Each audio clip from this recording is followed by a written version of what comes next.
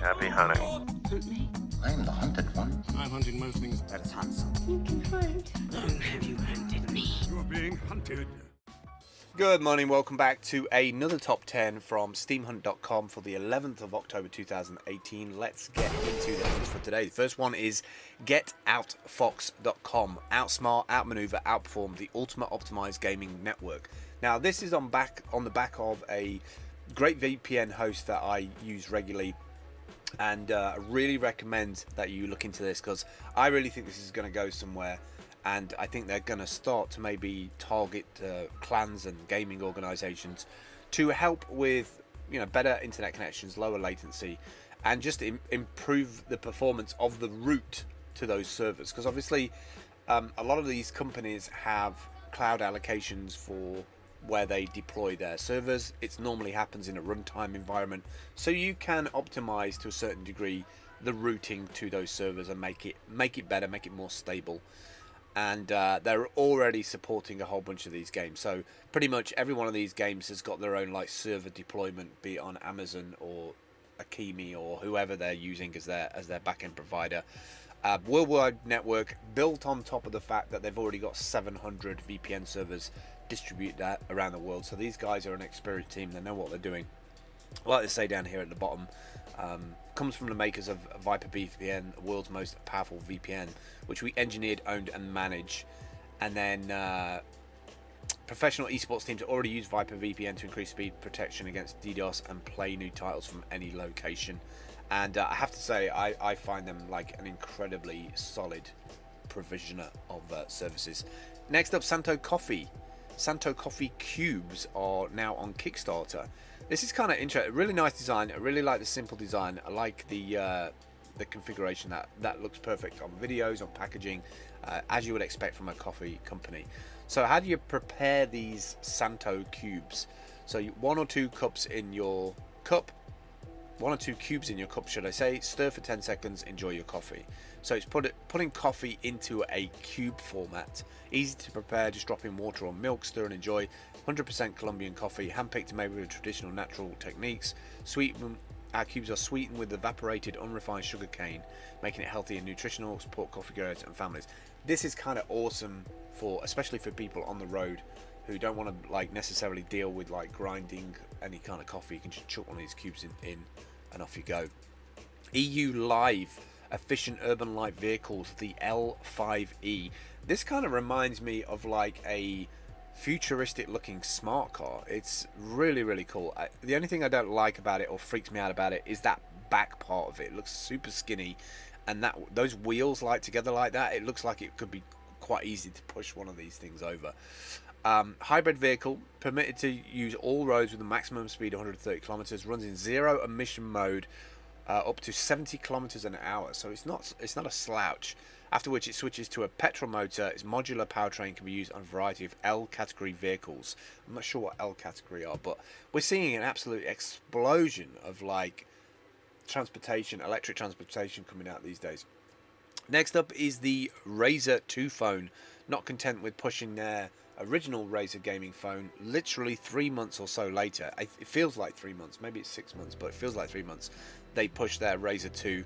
Razer are making a big play to dominate or try and dominate the mobile market from a gaming perspective. They're trying to push out as much kind of power as possible, and I don't know of any other phone that has 120 hertz screen on it for that ultimate refresh rate. You have to remember, gamers are going to be coming from either a 240 hertz or 144 hertz monitor.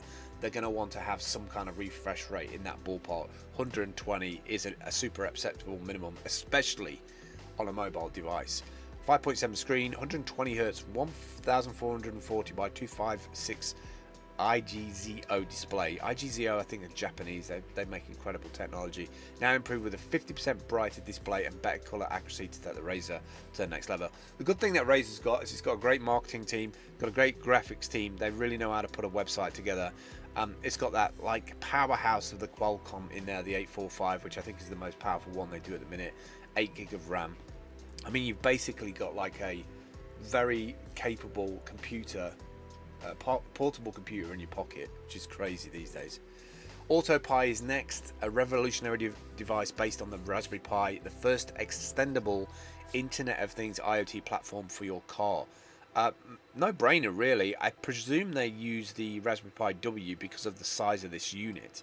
As far as I can see, I can't imagine them plugging a big like Raspberry Pi block into that I/O port and having it hang out there. So I presume it uses the Raspberry Pi W, which is a really skinny board, but you know, quite capable for what this needs to do, which is to aggregate the data really.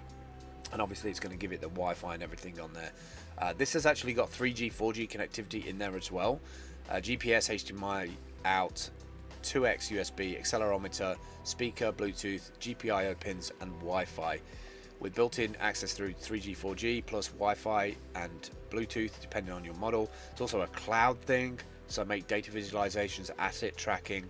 This is really, really cool, and it's definitely something that I'll be looking into because some of the modern day cars, especially the electric vans is certainly something I'm looking at, will support a little plug-in box like this, and just being able to get all of that data and either put it into the cloud or even have it locally on a network in the car and then display that on like an Android head unit. That's going to be perfect for like just getting used to the car in terms of how much electric you're putting out. For instance, if I've got climate control on all night, how much does that use of the battery? You know, is it okay to use 10% of the battery overnight? How much does that equate in mileage? And have all that data presented to me, like either overnight or at a touch of a button. Power Tainer is next. This is kind of cool.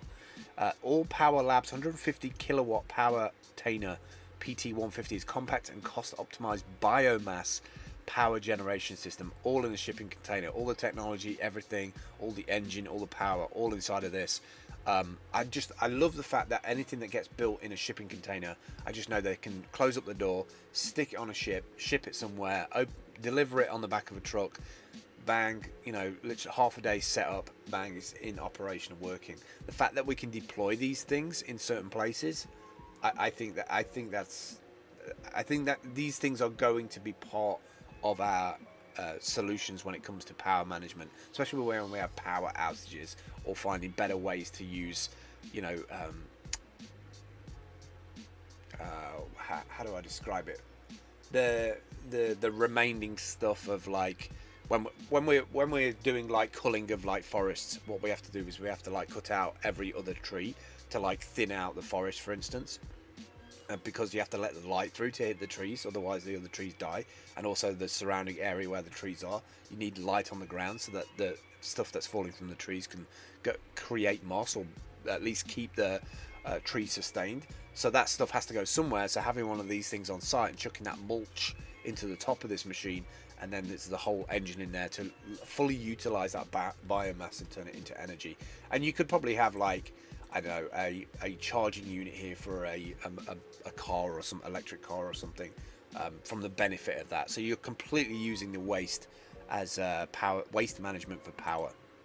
Sky X monitoring of long range oil piping. This is a cool little device. So it's a kind of like a drone. A Sky X, our motto is to take charge. That's because our autonomous systems capture complex data and deliver easy to understand actionable results to our global clients. This is a kind of a cool little thing. The only problem is this website is incredibly slow to load up. In North America alone, more than 37 billion is spent inspecting pipelines. This one is a manned flight. This feels like Interstellar, where they're bringing the drone down from the sky. We're going to constantly have drones, solar-powered drones, like just going back and forth over these oil pipes, which we have to, because if we don't, and one of these like oil pipes split, then we've got a serious problem, which is going to cost us way more money than having one of those things in the air, let me tell you. Muse is next, full spectrum laser turning dreamers into makers. I've been watching a similar format printer, but it looks like finally now somebody's managed to get into that company who's been developing the other one, and they've just spun off their own imitation version of it, which first of all, that makes me worried that the software is not very good, because I'd rather wait for a company that spends 3 or 4 years developing the software and the engine and buy that one, rather than buy a copy and the software is not really up to it. But it's going to be cheaper, and you're going to be able to get one of these today.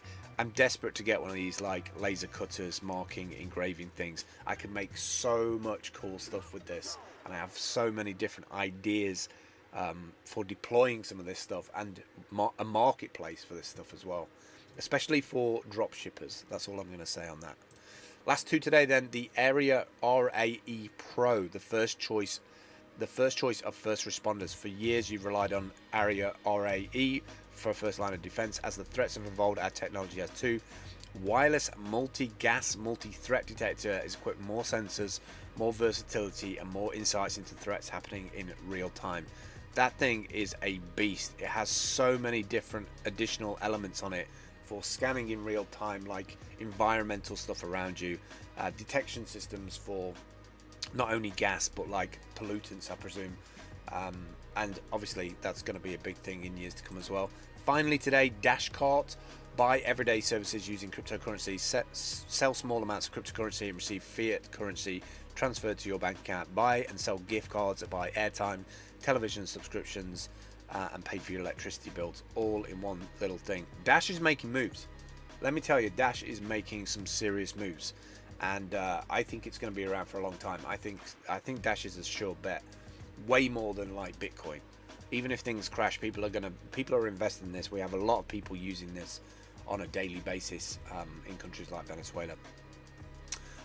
That's it today for my top 10. I do appreciate your time and spending time with me today. This is what the website looks like as of 2018.